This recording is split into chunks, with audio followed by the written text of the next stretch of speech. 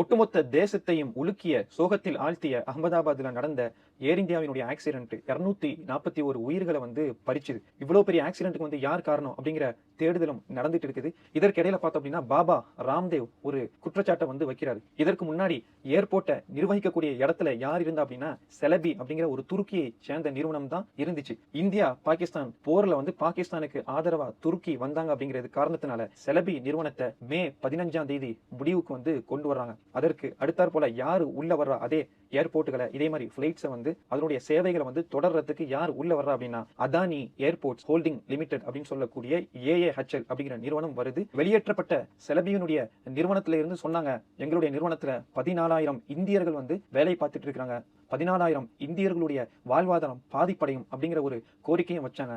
அதனுடைய கேஸும் மகாராஷ்டிரா ஹைகோர்ட்லயும் டெல்லி ஹைகோர்ட்லயும் நடந்துட்டு இருக்குது. ஆக மொத்தத்துல 2 டாக்ஸ் போயிட்டு இருக்குது. இவங்க தான் பார்த்துட்டு இருந்தாங்க, இந்த செலபி நிறுவனம் துருக்கியை சேர்ந்த செலபி நிறுவனம் தான் பார்த்துட்டு இருந்தாங்க, அதனால அவர்கள் தான் பொறுப்பு அப்படிங்கிற ஒரு குற்றச்சாட்டையும் வைக்கிறாங்க.